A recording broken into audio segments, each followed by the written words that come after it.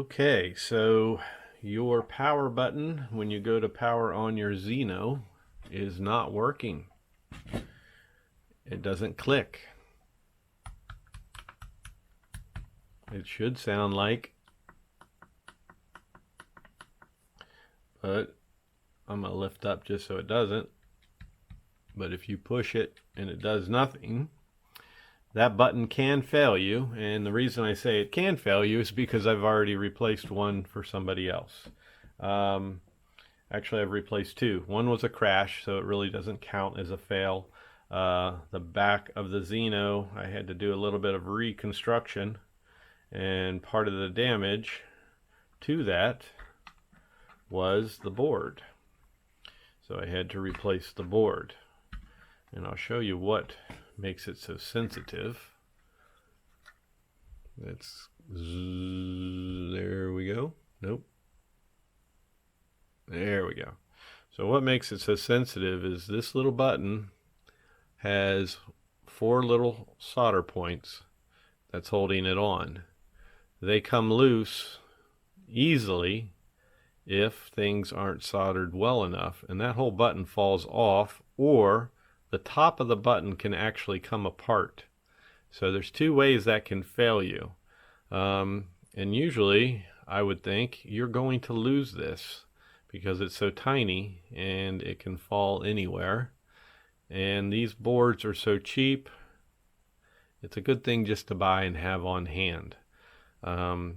So all you need to do for that, it's a pretty simple repair. And the biggest thing you want to do is, you can see I've added some black glue on there. Originally it had the white glue, but you just want to cut that loose. And be careful, don't cut up anything else. Okay, so I cut that loose. Then you just want to pry the plug off. Keep losing focus. Pry the plug off like that. Then I just take it and kind of push it back. Don't fold it hard, but push it back enough. And then you want to remove these 2 screws. Put your new board in and be very careful plugging that back in. So after you put this new board in, you want to bring this down, and all you really need to do is line up your old glue marks, and it's on. So when you cut your glue loose, that's kind of a good identifier for when you want to plug it back in. And then you want to take, as I keep showing you, I should be an advertiser for liquid tape. I love this stuff. All you do is take some of that, get it on your paintbrush, and then put some on the sides, let it dry, and you can put everything back together.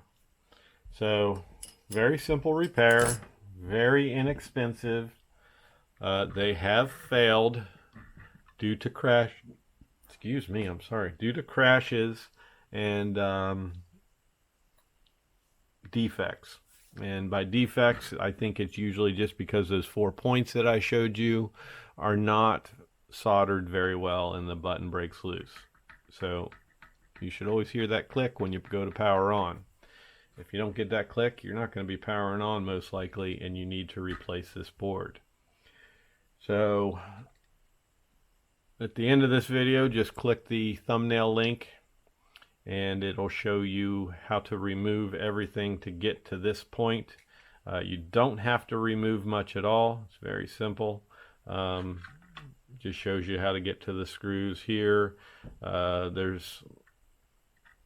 I'll include links to buy new stickers. I recommend you stock up on stickers if you ever have to take it apart. It's nicer if you can just put new ones on, because the old ones, they never go back and stick the same anymore. So it's always nice when you can just put new stuff on and make it look like you've never been inside of it. So you replace that, and you got your click back, you put your battery in, everything works, you're in great shape. So that's all you need to do for replacing that I believe they call it the button board or start button board or power button board, something like that. But I'll put a link to it in the bottom of the video. If you need one, it's there. And hopefully this helps if you're in a situation where you need to do this simple little repair. And thanks for subscribing. Click that thumbs up, and we'll catch you on the next video. Take care.